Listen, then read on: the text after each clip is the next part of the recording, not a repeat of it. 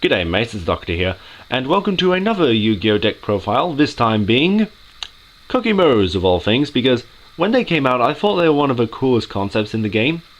How most of them consist of level 4 monsters with 1900 attack points and really good abilities, but they self-destruct at the end of a turn. And I thought that goes with the old saying, great power comes with great sacrifice. And I thought this deck was pretty well balanced with that. Now, just a fun little story is that I've not used this deck in a long time in a tournament, but then a certain spell card came out which really helps this deck out, and I did face a friend of mine who did win overall. It was best of 3, but I did beat him once, and that was Dynamits.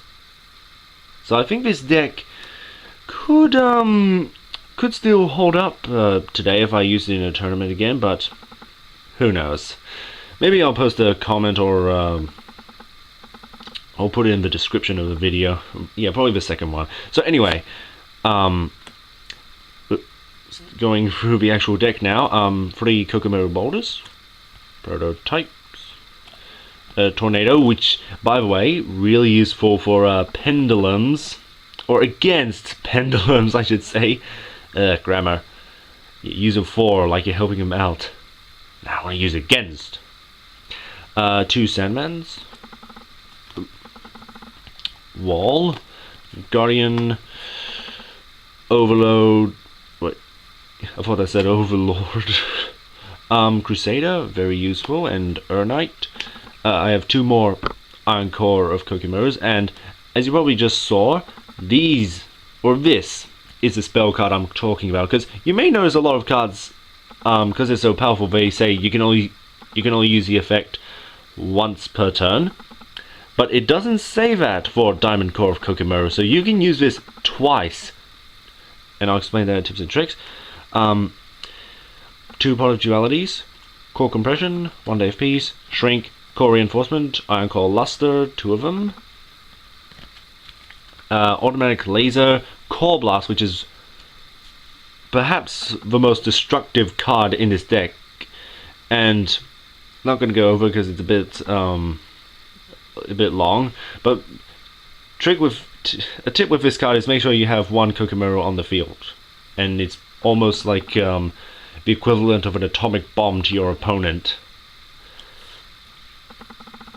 And here's the other trap card, compulsory evacuation device for this deck, and these monsters that require a tribute summon to bring them out. And fun fact, Koa'ki Meirus Maximus was actually the first ultimate rare I ever saw, and when I first saw this, just what? I just didn't know what to think of it. It looked really awesome. I still think it does, but yeah, most ultimate rares just look messy, and I don't know, maybe it's because this card has like a soft spot in my heart, just the artwork, and of course once per turn, thanks to its effect, you can just destroy any card your opponent controls. And if you saw my last deck profile of no, last one was Elemental Heroes, Gagagas, and I said I had a monster with 3000 attack. It was this poor guy that he had to be the victim for me to find out the specialty of Gagagas. Okay, now tips and tricks with this card, Diamond Core Koa'ki Meirus, and why it's really useful is with Koa'ki Meirus Crusader.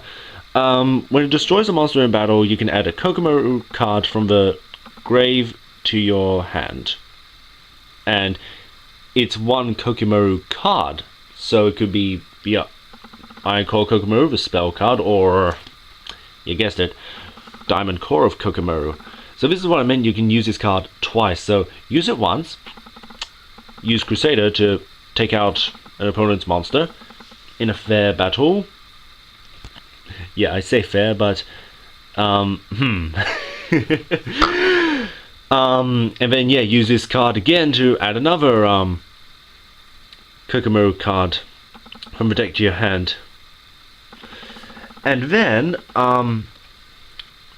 with Koa'ki Knight, you can, yeah, basically, well, if you draw a lucky hand, or, of course, with this, you can summon this guy, then use his effect to bring out either Sandman, Overload, or the Koa'ki Wall, or even Guardian if you wanted to, and sort of set up a defense system. I don't know, like some trying to think of a computer virus wall protection, because yeah, a lot of these monsters like just negate your opponent's well, Sandman, it's trap cards, Wall, it's spells, Overload, it's summons, which is very useful. But that's why I have quite a lot of rock monsters, or mostly rock type Koa'ki, because about their self-destructive weakness at the end of the turn, you use a rock. Make sure you have a rock monster in your hand to yeah, keep them alive.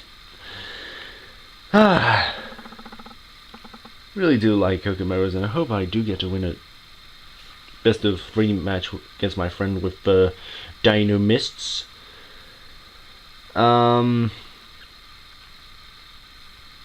that's actually it for Koa'ki. I don't have much else to say, but something I'll just bring up now, since the time is perfect, was in the, I think it was the first deck profile, was you may notice that about the old art style is like darker, so therefore it looks more gritty and more realistic, whereas most cards these days are like light. Yeah, if I can bring out Elemental Heroes, where do I put them? Oh yeah, well, I think you know what I'm saying, and I think, pretty sure you've noticed it too. Yeah, Koa'ki Wall, that it looks more brighter than a Crusader. And yeah, where's Koa'ki Overload? Oh well. Anyway, that's what I wanted to bring up in the first video. That really do like the classic artwork more, because oh, here's Overload. Oop. Yeah, you can see the difference. Let me know what you guys think, to be honest. Do you prefer classic Yu-Gi-Oh art style? For even the spell and trap cards have like difference. I'll call it the brightness of it, because that's what it really is. You may notice what is this, orange brown color? Yeah, it's more darker here than the newer cards that are printed these days. Alright, so yeah, maybe I will put in a little notice in the description if I do win with Koa'ki. But hope you like this deck, and only one more to go, and that'll be it. So, till then, take care, mates.